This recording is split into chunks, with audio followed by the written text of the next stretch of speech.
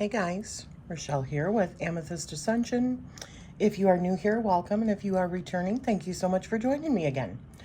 So today I wanted to share a little bit of my practice this month.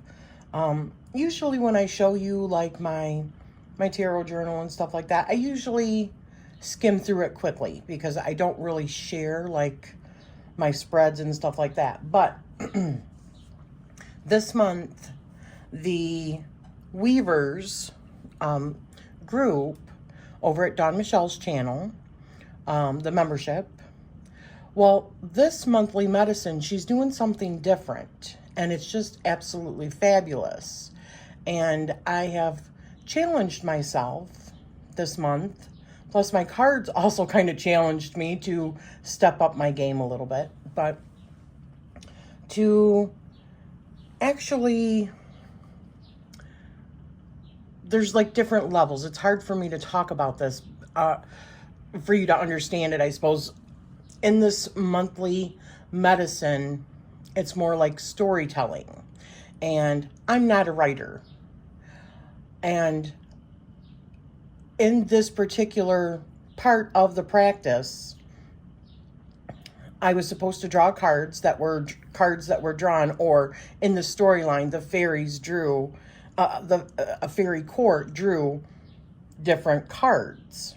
And so I drew 5 different cards for 5 different fairy court members, and I'm supposed to create a story out of it. So I wanted to share that story. It's actually like 5 pages long.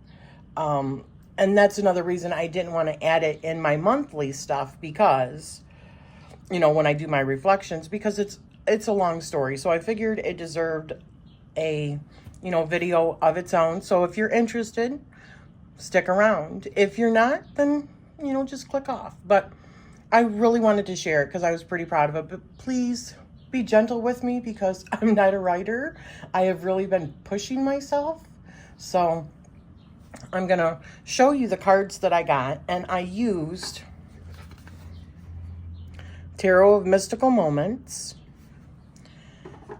And I'm going to move this so that I can read it, because I got to blow it up bigger in order to read it, and actually put the cards down for you, okay? Okay, so the premise is to write a story using these cards, and this is how they came out. So 1, 2, 3, 4, 5. Make sure they're all on camera. All right, so let me read this. Let me put my glasses on. If you are not doing the monthly membership and you want to amp up your personal tarot practice, I highly recommend the Weavers, Dawn Michelle's Weavers membership. It's just fantastic. All right. Once upon a time, there lived a very thoughtful king. Oh, let me just say, King of Swords. If you can't see this, I don't know what you're watching it on. 5 of Swords, Wheel of Fortune, Knight of Wands, and the World card.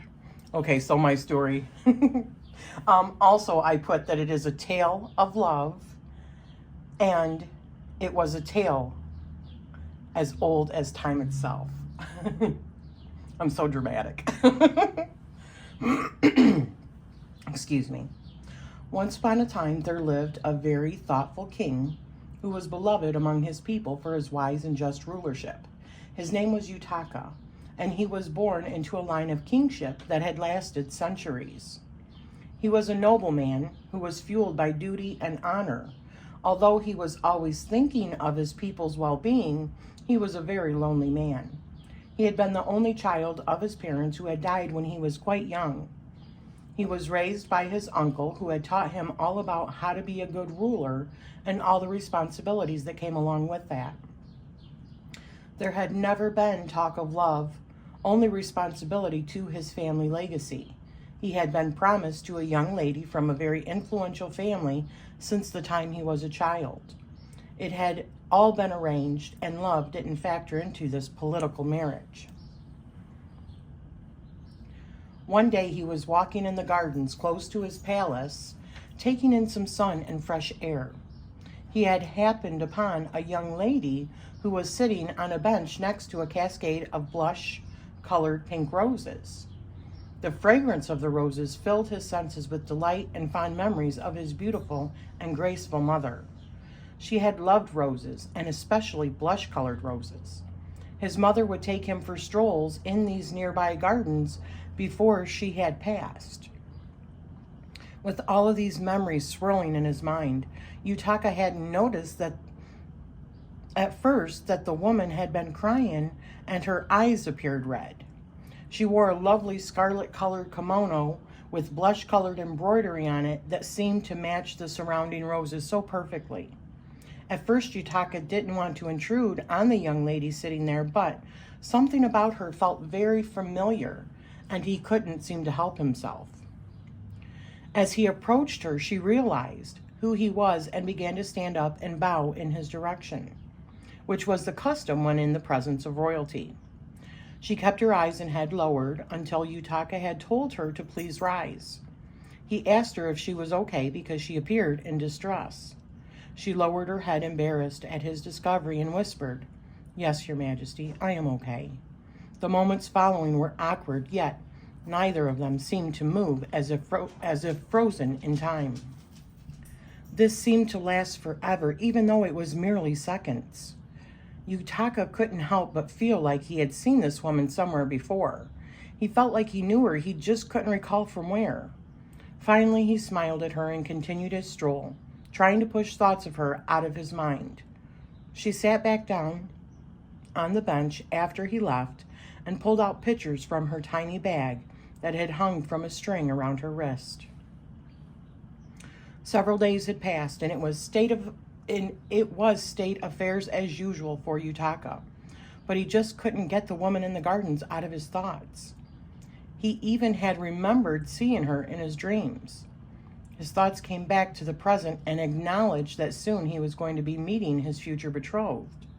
The royal wedding would be expected soon thereafter because his bride-to-be had come of age. His obligation was to produce heirs to ensure the solidity of his family's dynasty. He really didn't think he had the right to choose his own bride because this had been arranged by his parents so many years ago. He decided to take another stroll in the nearby gardens that evening. This time he was taking a more hidden path because he didn't want to be disturbed. The pathway was so lovely, surrounded by botanicals in all different colors and varieties. The cascade of trees created this feeling of peaceful seclusion. As Yutaka turned the corner of the path, he had noticed a smaller, more obscure path just up ahead. Curious to see where it led, he ventured on to discover a tiny cottage that was nestled in between all the wildflowers and trees. He was surprised as many times as he had walked these paths, he hadn't ever noticed this cottage before, as if it had appeared out of his imagination. His curiosity got the better of him, so he walked up to the door and decided to knock. To his astonishment, it was the lady from the garden. He stared silently for a mere moment, taking in her delicate beauty. After the shock wore off, she greeted Yutaka with a bow and said, "Greetings, Your Majesty." Yutaka smiled at the lovely lady and proceeded to comment that he had been walking these paths for many years and had never noticed the tiny path or cottage before. He had been so surprised in finding it that his curiosity got the better of him, and so he knocked on her door. She smiled softly at the king, taking in his handsome features, and proceeded to introduce herself to him. "Your Majesty, my name is Anna. I purchased this land and cottage about a year ago. It had been in a very abandoned, ruined state. I have been working on bringing it back to its original charm. The path had been grown over for several decades, so I was told. Perhaps that could be why you hadn't noticed it before." Yutaka raised his eyebrow and asked Anna, "Why did you move out here, Anna, where it is so secluded? Do you not get lonely for companionship?" Tears started to form in her eyes. She swallowed hard and proceeded to tell King Yutaka about her very unfortunate and embarrassing predicament. As the mixed child of an English father and Japanese mother, she had very limited opportunities for finding a good love match. However, her family had arranged a marriage with a man of very good standing. A month before she was to be married, rumors started surfacing among her peers that he had run off and married another lady. Anna was humiliated and hurt and became shunned among her social circle. They had only tolerated her because of her upcoming nuptials, and now that was over. She decided to use her dowry to obtain the cabin and land. She wanted to live in seclusion away from society's scorn and make a life for herself here, very modestly. Why did she tell him all this? Why did she think he would have treated her any differently than the others? She didn't understand why she felt so drawn to this man, this king. For some reason, she trusted him and felt the sincerity in his voice and the kindness behind his eyes. Yutaka stepped forward, gazing into her tear-stained eyes, noticing how the irises were a golden speckled amber surrounded by a halo of dark brown. She was so beautiful to him. How could any man walk away from her? He didn't understand. Seeing her like this pained him. He took her hands within his own and started consoling her when it happened. He instantly was taken back to many different timelines of his soul's evolution, all the way back to his soul's birth from the source. Anna was there also being birthed along with him. They were soulmates. He viewed many lifetimes of unrequited love and loneliness because he had chosen duty and responsibilities over love. Her touch had awakened his soul's memories. What seemed like an eternity of memories happened in the blink of an eye, and then he was back staring at Anna, who looked even more sad. Something happened to Anna the moment that King Yutaka had touched her hands. She had been transported in time, seeing so much pain and loss in her previous lives. Although she had married and had children in many of her other lifetimes, there was always something missing, something incomplete. Life after life of this suffering she experienced because she couldn't be with her true love. In a flash, everything made sense to her. Her true love was Yutaka. He was the one who she loved life after life. Suddenly she was back and staring at Yutaka, who had a startled look on his face. Anna released her hands from Yutaka and stepped back, realizing this was going to be yet another time they would never be together. How could they be together? She was a woman of mixed race and he was the king. Why did she have to keep reliving these cycles each life? Yutaka took Anna's hands again and guided her to the stone bench in her side garden. He urged her to sit down, and then he sat down beside her. He began to tell Anna of what just happened to him when they touched. All the memories that came rushing back to him of their many shared lifetimes, and then he apologized to her. Yutaka knew what he had to do. He was not going to make the same mistake again. He was going to choose love. He was going to choose Anna this time. He wanted to be with her. He always had wanted to be with her. But he got trapped in this reality of responsibility. Had the wheel of destiny finally cut him a break by revealing these memories? He told her that he remembered all of their past memories and that he wanted to be with her in this lifetime. Anna hunched over and started crying. She couldn't believe what she was hearing. It was like magic to her ears. She felt such a strong sense of relief wash over her, but she still had questions, so many questions. How could they make it work? He was the king and she was a less than desirable lady in the eyes of society. Didn't this matter to him? How could his people accept her if she was of mixed race? Wasn't he betrothed to another? Did they really know each other in this lifetime? It was all so scary and wonderful at the same time. Yutaka told her that he was king and he was going to dissolve the arranged marriage. He was going to find a way to make it work, and he would teach his people about love, and she would help him. He would teach his people that we are all one race, the human race, and that he wouldn't let hate and fear and prejudice rule his kingship anymore.